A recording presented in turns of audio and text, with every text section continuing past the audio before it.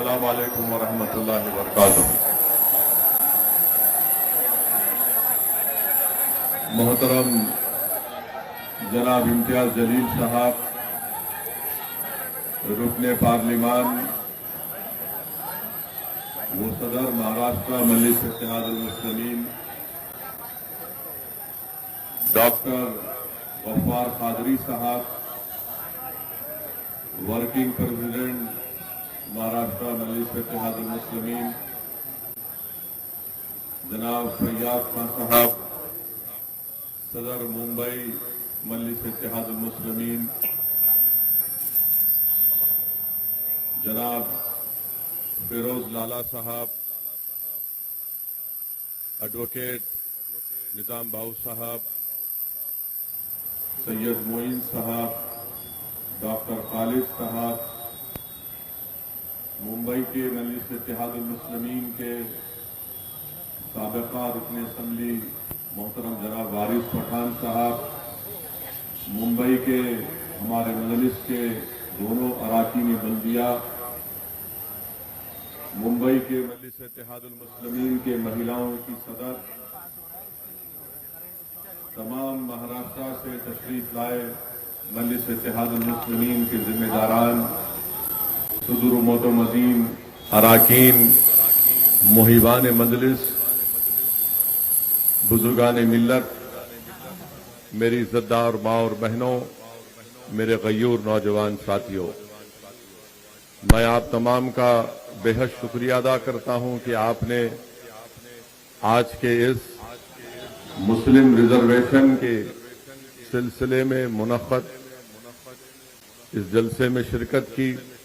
मैं शुक्रगुजार हूं मेरे तमाम मजलिस के रुफ़क़ाओं का, साथियों का, जिन्होंने महाराष्ट्र के कोने कोने से आज सुबह बाद नमाज फजर के बाद अपने इस सफर का आगाज किया और बड़ी मुश्किलात का सामना किया, मगर अल्हम्दुलिल्लाह कामयाबी के साथ वो आज यहां मुंबई को पहुंचे।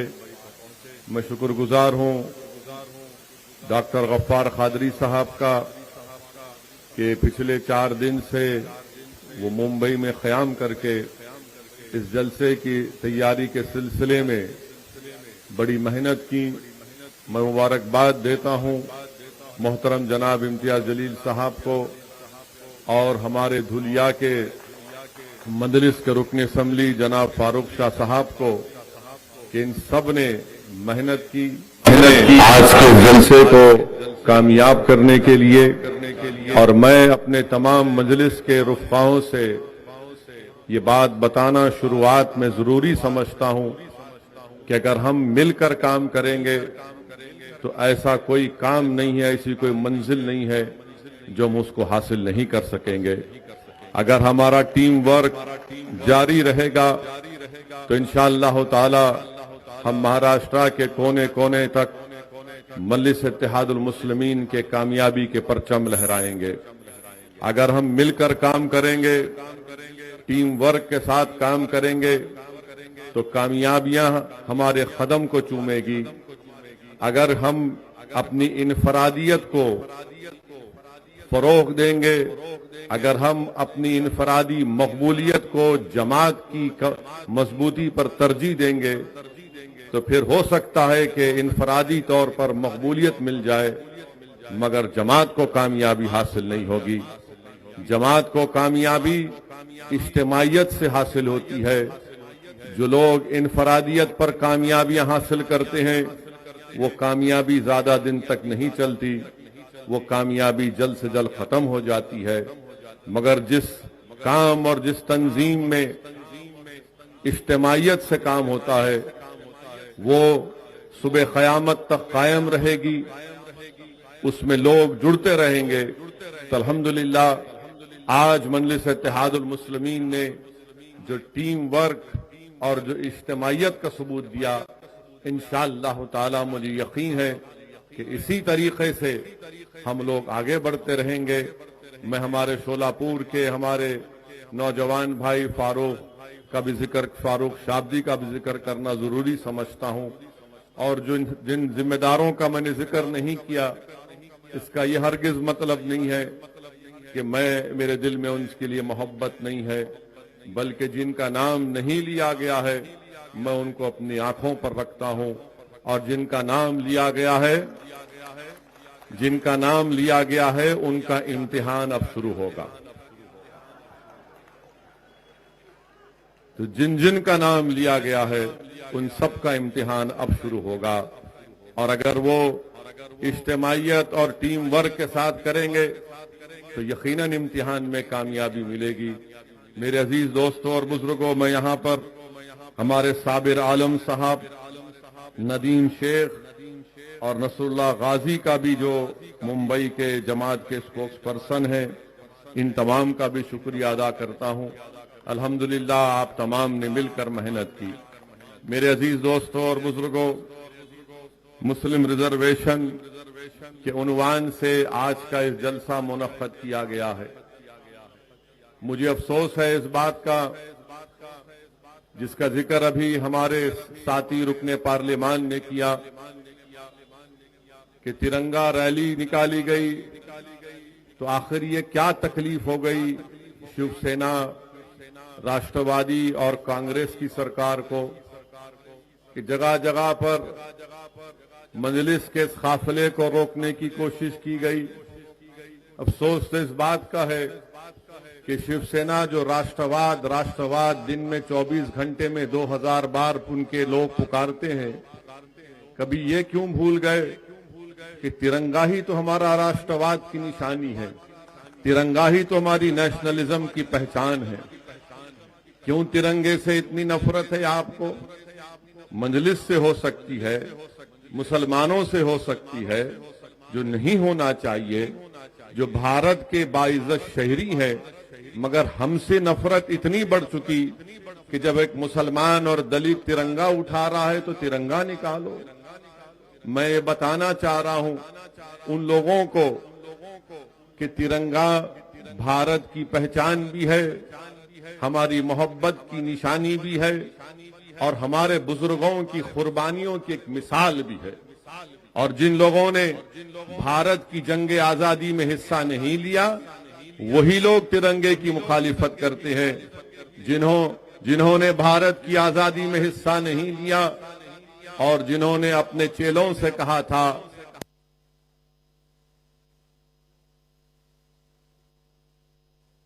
मगर मुल्क की तारीख गवाह है कि क्विट इंडिया मूवमेंट का अगर नारा किसी ने मुंबई में दिया तो मुसलमान था।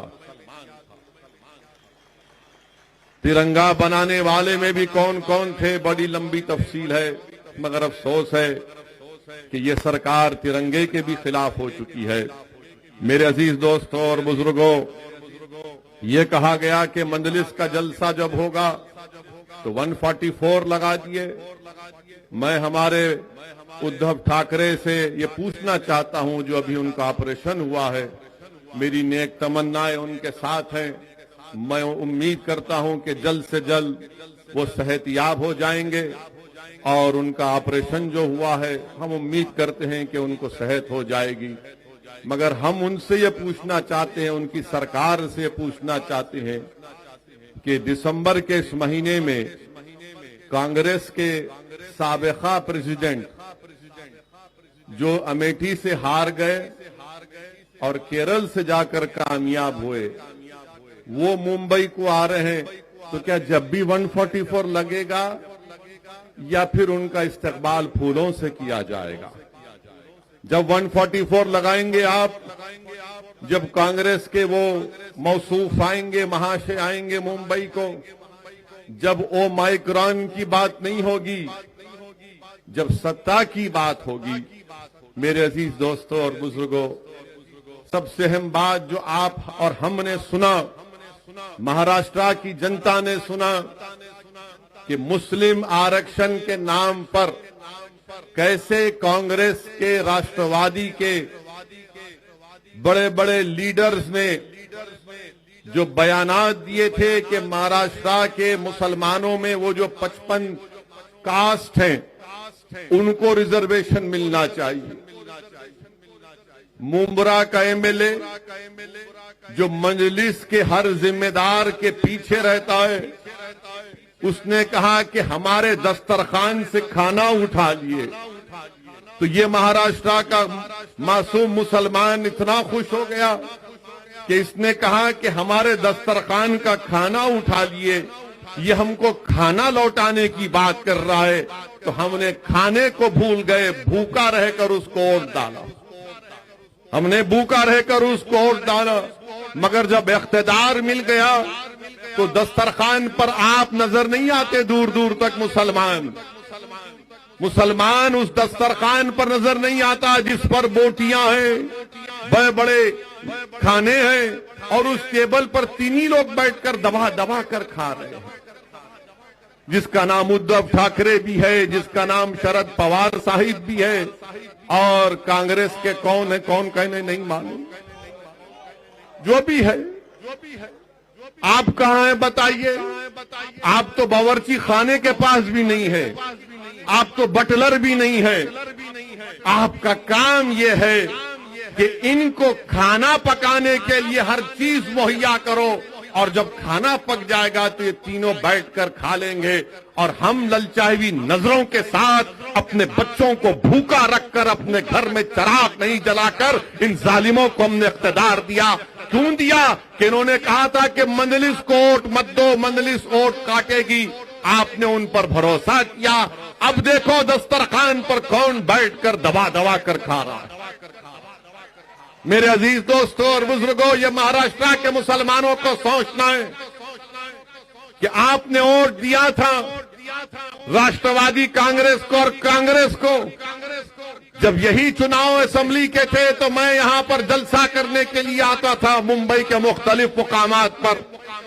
तो मुझे बड़े बड़े लोग SMS करते, मैसेज भिजाते, व्हाट्सएप करते कि ओवैसी मत आओ, तुम्हारे आने से और डिवाइड हो जाएगा, हम बीजेपी शिवसेना को रोकेंगे। मैं पुकारता रहा और कहता रहा कि देखो, बीजेपी शिवसेना को तुम नहीं रोकोगे, ये इख्तिदार में आएंगे, यही कांग्रेस और राष्ट्रवादी आपको धोखा देंगे। मगर मुसलमान मासूम है, दस्तरखान पर बैठने के लिए तड़प रहा था, मगर मालूम क्या हुआ?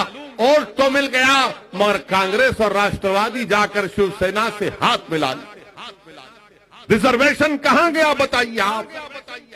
मंजलिस को वोट नहीं दिया गया। मैं इकरार करता हूं आपके फैसले का, उसकी इज्जत भी करता हूं। जमहूरियत में आपको इख्तियार है कि आप किसी को भी वोट दें, मगर सवाल ये पैदा होता है कि कब तक आप धोखा खाएंगे? कब तक मुसलमान धोखा खाएगा इन हमदर्दी की बातों को सुन सुनकर? मैं तो ये समझ रहा था कि मुंबई की सड़कों पर शहादत बाबरी मस्जिद के बाद जो खून की होली खेली गई तो आपकी आंख खोल देंगे।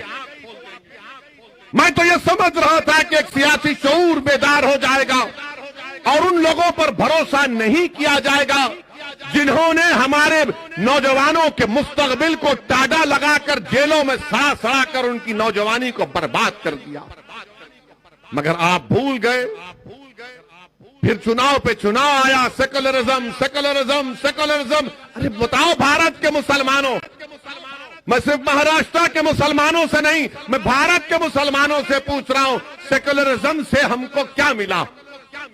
सेकुलरिज्म से सिर्फ मुशायरा मिला? सेकुलरिज्म से सिर्फ नारे मिले?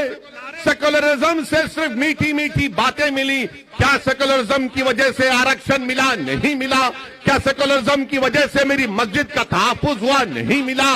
क्या सेकुलरिज्म की वजह से मस्जिद शहीद करने वालों को सजा मिली? नहीं मिली। क्या सेकुलरिज्म की बुनियाद पर मुझे इंसाफ मिला, हक मिला, इज्जत मिली? नहीं मिली। मगर मुसलमान क्या बोलता है? सेकुलरिज्म। कौन सा सेकुलरिज्म? मैं उस सेकुलरिज्म को मानता हूं जो भारत के संविधान में है। मैं इस पॉलिटिकल सेकुलरिज्म को कभी मानता नहीं था, ना हूं, ना कभी रहूंगा। मुसलमानों, पॉलिटिकल सेकुलरिज्म को धुतकारो। आपको एक सियासी ताकत बनना है, आपको एक सियासी कुव्वत बनना है। रिजर्वेशन तो तभी हासिल होगा। रिजर्वेशन हम क्यों कह रहे हैं? रिजर्वेशन इसलिए कह रहे हैं क्योंकि भारत के संविधान में आर्टिकल 15 और 16 के तहत जो फंडामेंटल राइट में आता है, जो फंडामेंटल राइट के चैप्टर में आता है, उसमें ये गुंजाइश है कि वो कौम, वो कास्ट जो सोशली, समाजी और एजुकेशनली, तालीमी तौर पर, समाजी, इक्तिसादी और तालीमी तौर पर पीछे, उसको रिजर्वेशन मिलना चाहिए।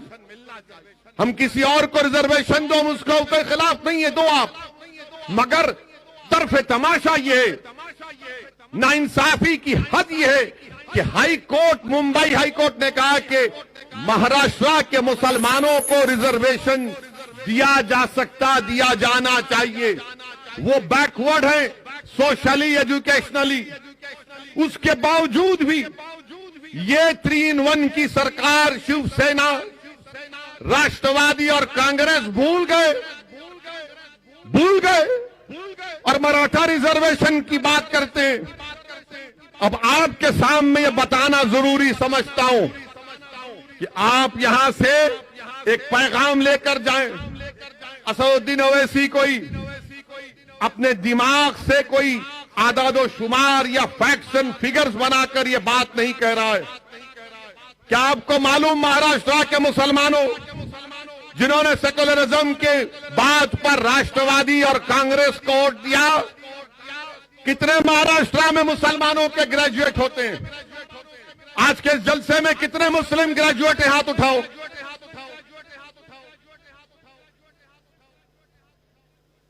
30 भी नहीं है। इतना बड़ा जलसा और 30 ग्रेजुएट नहीं है। आप सोचो फिर। गवर्नमेंट का डेटा कहता है कि महाराष्ट्र में ग्रेजुएट मुसलमान खाली 4.9, खाली 4.9 है। हिंदू भाई कितने? 8.9, क्रिश्चियन 22%, ओवरऑल पूरे महाराष्ट्र में 8.7 है, जिसमें आप खाली 4.9 है। मेरे अजीज दोस्तों और बुजुर्गों, और फिर आप देखिए हमारी बर्बादी का डेटा ये कहता है कि कितने मुसलमान ड्रॉप आउट होते हैं, कितने मुसलमान ड्रॉप आउट होते हैं। आपको मालूम, महाराष्ट्र में प्राइमरी स्कूल में सिर्फ 22% मुसलमान बच्चे और बच्चियां 22% एडमिशन लेते हैं। यहां पर हमारी मां और बहनें बैठे हैं, यहां पर साहिब औलाद लोग बैठे हैं। क्या आपकी ख्वाहिश नहीं है कि आपका बच्चा स्कूल में पढ़े? क्या आपकी ख्वाहिश नहीं है कि मुसलमान बच्चियां स्कूल में पढ़े? सिर्फ 22% पढ़ते हैं। और जब मिडिल स्कूल को आते हैं तो गिरकर वो 13% हो जाता है। प्राइमरी में 22, मिडिल में 13 और मैट्रिकुलेशन सेकेंडरी में आते आते 12% होता है। हायर सेकेंडरी इंटरमीडिएट में 7.1% और ग्रेजुएट 4.9, यानी 22 से शुरू होकर ग्रेजुएट होने तक खाली 4% पे आ जाते मुसलमान। आप रिजर्वेशन नहीं देंगे? क्यों नहीं पढ़ रहे? मुसलमान पढ़ना चाहता है। ये संघ परिवार के जालिम लोग झूठे जो कहते हैं कि मुसलमान पढ़ना नहीं चाहता। मुसलमान पढ़ना चाहता है। क्यों नहीं पढ़ पाता? क्योंकि उसके पास पैसे नहीं है अपने बच्चों का पढ़ाने के लिए। तुम रिजर्वेशन दो उसको, देखो हमारे बच्चे और बच्चियां आसमानों का ऊंचाई तक जाएंगे। मगर आप नहीं करना चाहते। ये तमाम के तमाम लोग, ये तमाम सियासी पार्टियां जिनको तुम आज भी अपने दिल में सोचते हो कि मंजलिस है, मगर ये कैसा करेंगे? अरे अब तो खोलो अपने दिमागों को, सुनो मेरी बात को, निकालो अपने दिमाग से इन जालों को। क्या तुम नहीं चाहते कि तुम्हारे बच्चियां, तुम्हारी औलाद पढ़े? 22% प्राइमरी में एडमिशन और ग्रेजुएट से 4.9। कब तक सेकुलरिज्म की बात कर रहे हो? एजुकेशन की बात करो, इंसाफ की बात करो, राइट की बात करो, हिस्सेदारी की बात करो, तभी लड़ाई कामयाब होगी। नौजवानों, मैं तुमसे मुखातिब हूं। नौजवानों, तुम्हारा मुस्तकबिल है कल। आज जो 30, 20, 19, 20 साल के बच्चे हैं, कल तुम्हारी शादी होगी इंशाअल्लाह। करेंगे ना? बैचलर नहीं रहना। जितने हैं सब परेशान कर रहे पूरे मुल्क को, समझे ना? घर में जरूरी है। घर में रहे तो मर्द का दिमाग भी हल्का रहता। यहाँ पूरे बैचलर खुश नहीं, मगर क्या कहेंगे, नहीं तुम पढ़ाई की बात मत करो, ओवैसी को कैसे हराया जाए, तुम पढ़ाई की बात मत करो, इम्तियाज जलील को दोबारा एमपी ना बनने दिया जाए, तुम पढ़ाई की बात मत करो, फारूक शाह दोबारा दुलिया से एमएलए ना बने, तुम सेकुलरिज्म की बात करो। और सेकुलरिज्म एक ऐसा लफ्ज है जो मुसलमानों को जितना धोखा इस लफ्ज ने दिया किसी ने नहीं दिया। हर अखबार में, अब आप यूपी का चुनाव आ रहा है, अब मैं कल जा रहा हूं कानपुर को, तो जैसे मैं अब शुरू हो गया वहां पर, ओवैसी आ रहा है सेकुलरिज्म कमजोर होगा। अरे क्या सेकुलरिज्म का ठेका तुमने लेके रखा है? मेरे अजीज दोस्तों और बुजुर्गों, फिर आप देखिए, आपकी बर्बादी की दास्तान आपके सामने रख रहा हूं। यहां पर हमारी बहनें प्राइमरी स्कूल में 23% मुस्लिम बच्चियां प्राइमरी में, मिडिल स्कूल में आने तक 12%, मैट्रिकुलेशन 11%, हायर सेकेंडरी इंटरमीडिएट 6%, गिरते जा रहा है, मगर कोई रिजर्वेशन की बात नहीं करेगा। और फिर मेरे अजीज दोस्तों और बुजुर्गों, अभी एक और बात आपको बताना चाहूंगा, जो मेरा डेटा नहीं है, ये गवर्नमेंट का डेटा है, महाराष्ट्र की सरकार का डेटा है। आपको मालूम महाराष्ट्र में कितने मुसलमानों के पास जमीन नहीं है, जो लैंडलेस अंग्रेजी में कहते हैं। 83% मुस्लिम्स के पास जमीन नहीं है, लैंडलेस है। कितने मराठाओं के पास जमीन नहीं है? 8% और 83%। बताओ आप, ये कौन सा इंसाफ है? क्या शरद पवार का दिल सिर्फ मराठाओं के लिए धड़केगा? क्या उद्धव ठाकरे का दिल सिर्फ मराठाओं के लिए धड़केगा? क्या कांग्रेस का दिल सिर्फ मराठाओं के लिए धड़केगा? अरे इंसाफ कमजोर से होना चाहिए, मजबूत से नहीं। इंसाफ जो जमीन पर गिरा है उसको उठाने की बात होनी चाहिए, जो आसमानों पर उसको ऊंचा कहां ले जाएंगे तुम, मगर नहीं बात करेंगे ये। आपको मालूम कितने मुसलमानों के पास 2.5 एकड़ जमीन है पूरे महाराष्ट्र में? 10%। कितने मराठाओं के पास 10% जमीन है? 62.74%। कितने मुसलमानों के पास 5 एकड़ जमीन है? 4%। कितने मराठाओं के पास 5 एकड़ जमीन है? 19%। कितने मराठाओं के पास 10 एकड़ जमीन है? 6%। मुसलमानों के पास 1.20%। कितने मराठाओं के पास 10 एकड़ से आगे जमीन है? 2.70। मराठाओं के पास 10 एकड़ से ज्यादा जमीन है, और मुसलमानों के पास 0.20, यानी 1% भी नहीं है। अब आपकी आमदनी कितनी है ये सुन लो, आप सुन के जाओ और दिमाग में रख लो मेरी इस बात को। कितने मुसलमान सालाना 25,200 रुपये कमाते? ईयरली, मंथली नहीं, सिर्फ 20%। अब आप सोच लो, साल में 12 महीने 25,200 रुपये सालाना मुसलमान 20% कमाते हैं। 25,200 से 50,400 सालाना एनुअल 41% मुस्लिम्स कमाते हैं। 50,000 से 72,000 सालाना आमदनी मुसलमानों की 20%। 72,000 से 36,000 ईयरली आमदनी, इनकम 17.10 मुसलमानों की, और 3,60,000 के ऊपर जो सालाना कमाते हैं उन मुसलमानों की 0.70%। अब आप आओ मराठाओं के बारे में, इनकी आमदनी का जिक्र भी आपके सामने कर देता हूं। और ये मीडिया वाले बैठे हैं, यकीनन इनको तकलीफ हो रही होगी दिल से कि ये क्या बात कर रहा है। मैं अंदर की बात कर रहा हूं जो अब तक आपने बाहर नहीं लाई थी। मैं आपने अंदर की बात नहीं लाई, मैं कर रहा। आप सुनिए, मराठाओं में 24,000 जो सालाना आमदनी है वो 22%। मुसलमान में 25,000 जिसकी सालाना आमदनी है वो 20%। मराठाओं में 24,000 से 50,000 ईयरली इनकम कितनी लोगों की? 22%। 50,000 से 1,00,000 19%। और हमारे पास 50,000 से 72,000 ओनली 20%। 1,00,000 से 4,00,000 8% मराठाओं की आमदनी है। या 72,000 से 3,60,000 ओनली 17%। मेरे भाई अब आप बताइए, अच्छा फिर अब आप आ जाइए कि जो सोर्स ऑफ बोरोइंग है, मराठाओं को बैंक से 40% लोन मिलता है। मुसलमानों को बैंक और कोऑपरेटिव मिलाकर 5.8, कोऑपरेटिव सोसाइटी से मराठाओं को 39% मिलता है, मुसलमानों को क्रेडिट सोसाइटी से 2.6, ये प्राइवेट मनी लेंडर से मराठाओं को 14%, मुसलमानों को 4%, रिश्तेदारों से सबसे ज्यादा मुसलमानों को लोन मिलता है 17%, प्राइवेट बैंक से मराठाओं को 2.14% मिलता है, और मुसलमानों को प्राइवेट बैंक से कुछ नहीं मिलता, डेटा ही नहीं है। अब आप आ जाइए कि आईएएस ऑफिसर कितने मराठाओं के? 15.52%।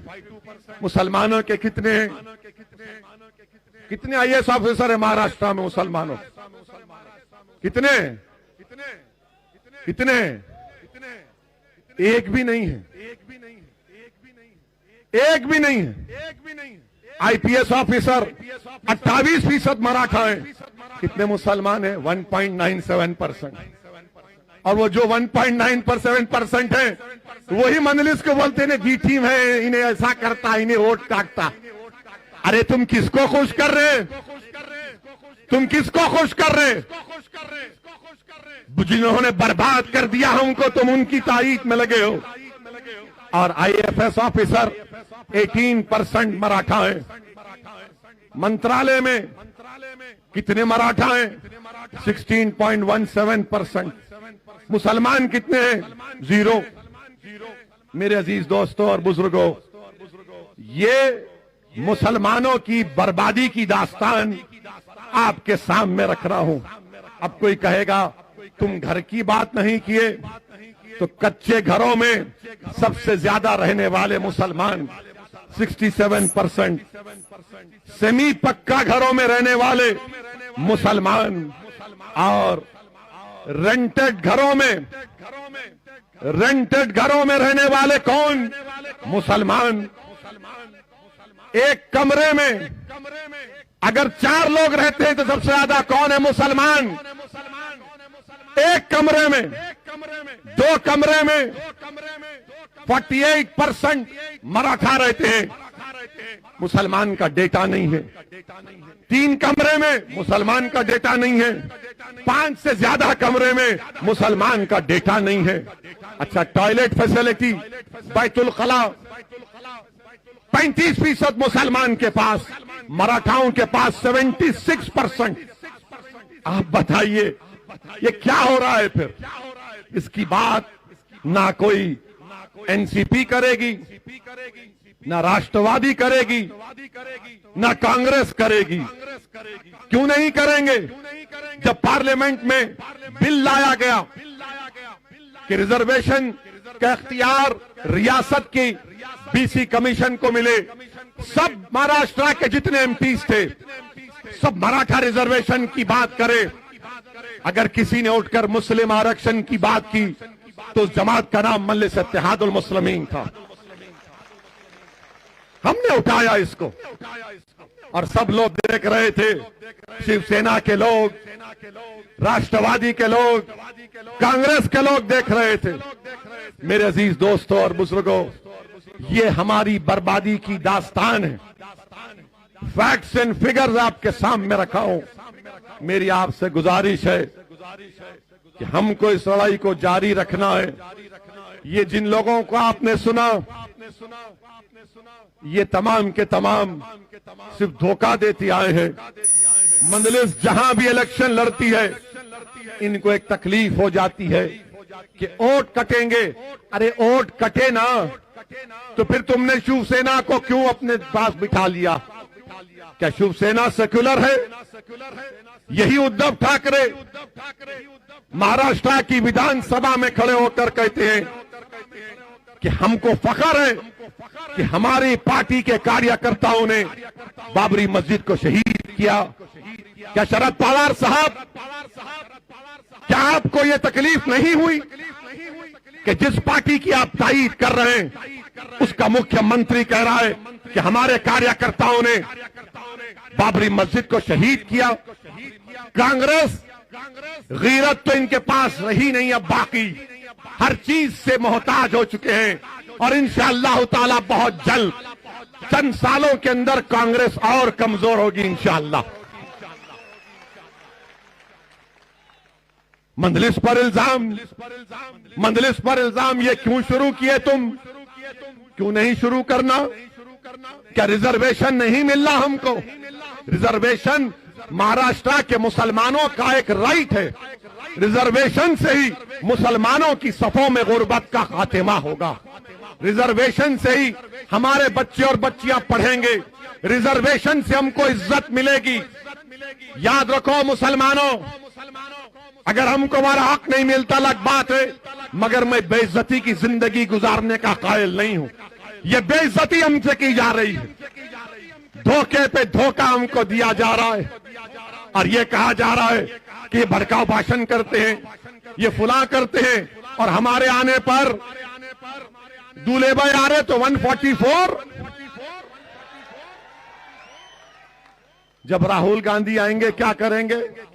नहीं, कोई वो माइक्रोन नहीं, आने दो। हम आ रहे हैं तो 144। कितना 144 लगाओगे? क्या बीएमसी का चुनाव भी रोक दोगे? क्या महाराष्ट्र के चुनाव को रोक दोगे? अरे ओ माइक्रोन आ रहा है तो आप बताओ मुंबई में कितना जीनोम सीक्वेंसिंग हुआ है? कितना जीनोम सीक्वेंसिंग किया उद्धव ठाकरे की सरकार ने महाराष्ट्र में? बताओ। पूरे भारत में 1% भी जीनोम सीक्वेंसिंग नहीं हुआ। कितने मुंबई में 45 साल से ज्यादा कितने लोगों को 2 वैक्सीन लगे? बताओ। अच्छा, जो हमारे डॉक्टर हैं, नर्सेज हैं, 7 महीने हो चुके उनको 2 वैक्सीनेशन होकर, उनको लगना चाहिए बूस्टर शॉट, मगर मोदी जी को फिक्र नहीं है, उद्धव ठाकरे को फिक्र नहीं है। और बूस्टर शॉट माहिरीन कह रहे हैं कि कोवैक्सीन और कोविशील्ड नहीं हो सकता। बूस्टर शॉट खाली mRNA का फाइजर या मॉडर्ना होगा। मगर मोदी जी देश में मुल्क को चला रहे हैं, मगर फाइजर और मॉडर्ना से इंडेमनिटी क्लास पर झगड़ा चल रहा है। थर्ड वेव आएगी नहीं आएगी अल्लाह जानता है, हम भी नहीं चाहते कि थर्ड वेव आए, मगर बूस्टर शॉट लगाएंगे नहीं लगाएंगे ये आपका काम है। मैं मुसलमानों में तो बूस्टर शॉट लगा के रहूंगा इंशाअल्लाह ताला। हम बूस्टअप करेंगे। अपने हौसलों को बुलंद रखिए, कभी नाउम्मीदी को अपने करीब आने मत दीजिए और डरने और घबराने की जरूरत नहीं है।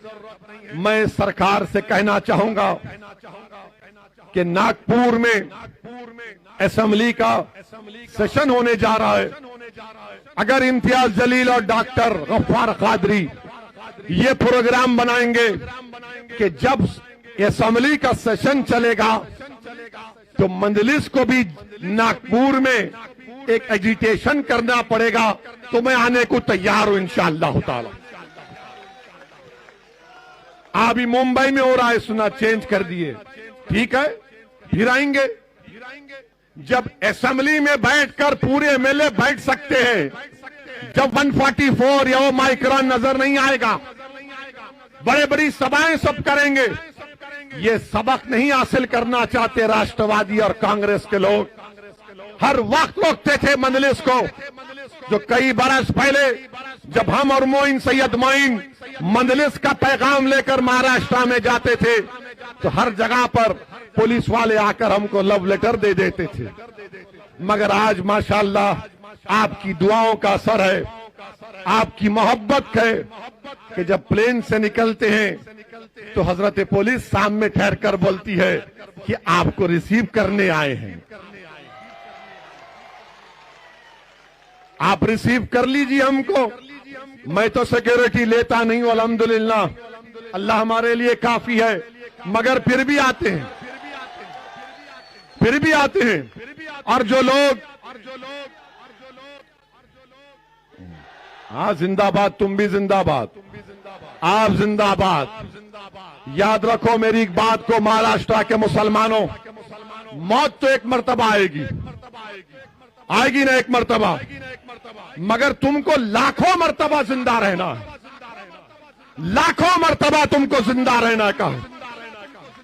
एक बार नहीं, लाखों मर्तबा। और जिंदगी का सबूत हरकत करने से है, जिंदगी का सबूत लड़ने से है, जिंदगी का सबूत अल्लाह के सामने गर्दन झुकाने से है, जिंदगी का सबूत अल्लाह के सामने अपनी बेबसी का इजहार करने से है, जिंदगी का सबूत जालिमों के सामने बेबसी नहीं, हक को हासिल करने का मुतालबा करने में। ये काम हमको करना है और आप और हम मिलकर करेंगे। जब महाराष्ट्र के मुसलमानों को इंसाफ मिलेगा तभी तो सही इंसाफ होगा। भारत से, भारत की जमहूरियत से भारत की जमहूरियत मजबूत होगी। सुनो, मुंबई के और महाराष्ट्र के मुसलमानों, अंग्रेजी में इंटरजेनरेशनल मोबिलिटी एक लफ्ज है, इंटरजेनरेशनल मोबिलिटी एक लफ्ज है। और वो क्या लफ्ज है कि क्या बेटा अपने बाप से आगे गया तालीम में, दौलत में, तो जो मुसलमान 1950 और 1960 में पैदा हुआ उन्होंने अपने बाप, अपने वालिदैन से ज्यादा तरक्की की। जो मुसलमान 1970 और 80 में पैदा हुआ वो अपने बाप से पीछे हो गया। और जो मुसलमान 1990 में और सन 2000 में 2000 में पैदा हुआ वो तो अपने बाप से, अपने दादा से बहुत दूर है। गरीबी में ज्यादा गरीबी बढ़ गई, तालीम में उससे ज्यादा हम दूर हैं। बताओ, दलितों में, आदिवासियों में, अपर कास्ट में, हिंदू भाइयों में, क्रिश्चियनों में, जैन में, इन सब में तरक्की हुई है क्या? उनका बेटा अपने बाप से आगे निकल गया और अगर कोई नहीं निकला तो मुसलमान है। आपको मालूम, महाराष्ट्र में हमारे दलित भाइयों से मुसलमान एजुकेशनल अटेनमेंट में कितना पीछे? 11%। 11% है। यही जब पढ़ता हूं तो जबान में कड़वाहट पैदा हो जाती है, तकलीफ होती है, गुस्सा आता है कि आखिर हमको क्यों पीछे छोड़ दिया जा रहा है। इसकी एक वजह है मेरे अजीज दोस्तों, जिस दिन भारत का मुसलमान अपनी एक सियासी ताकत को बना लेगा, अपनी एक पॉलिटिकल एम्पावरमेंट, अपनी एक पॉलिटिकल लीडरशिप को बना देगा, याद रखो उस दिन नाइंसाफी के दौर का खात्मा होगा। अगर आप अपनी सियासी ताकत को मजबूत बनाएंगे तभी तो होगा ना। और जो लोग तुम्हारे पास आकर कहेंगे नहीं नहीं नहीं जीत सकते, नहीं कामयाब हो सकते, तुमको सबको लेना पड़ेगा, मेरे भाई याद रखो, हाँ, रोटी डालते वक्त आटे में थोड़ा सा नमक की जरूरत पड़ती है, मगर मैं क्या अपने खुद का खाना नहीं पका सकता?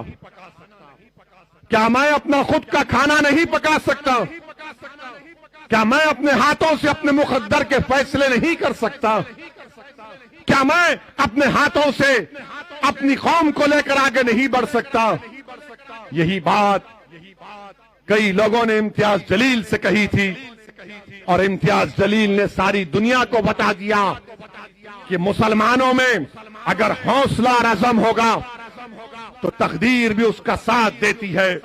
तुम अपने दिमागों से इस बात को निकालो मुसलमानों कि हम जीत नहीं सकते। अरे तुम जीतोगे इंशाअल्लाह ताला। जीत की पहली सीढ़ी है, जीत की पहली सीढ़ी है कि तुम इत्मीनान और एतमाद में रहो कि मैं कामयाब होऊंगा, मैं कामयाब होऊंगा। मैं तुमको बता रहा हूं, मैं जाती तौर पर अपने बारे में बता रहा हूं। हैदराबाद जाकर मेरे दोस्तों से पूछ लो कि मैं अपने बचपने में बेहतरीन पढ़ने वाला नहीं था, मैं 90-80% लाने वाला नहीं था, वो अकबरुद्दीन अवैसी थे। जो उस वक्त भी 90 आज भी 99 पर है। मैं उस वक्त भी 50 पर था और आज भी 50 पर हूं, मगर मुझ में एक जिद थी। जब मुझसे कोई कहता कि नहीं हो सकता, मैं कहता था कि नहीं, करके दिखाऊंगा, और वो काम आपको करना है। अल्लाह ने हम सबको काबिलियत दी है। मुसलमानों, सिर्फ आपको एतमाद को पैदा करना है। ये लड़ाई रिजर्वेशन की, ये रिजर्वेशन की लड़ाई आपके आने वाली नस्लों के लिए है। नौजवानों, कल जब तुम बाप बनोगे, इंशाअल्लाह तुम्हारी औलाद होगी। तुम सोचो कि तुम वही चाहोगे तुम्हारी औलाद भी तुम्हारी तरह गरीब रहे, उनको उनका हक ना मिले। हक मिलने के लिए मिल के लड़ना पड़ेगा। आप तमाम का बेहद शुक्रिया।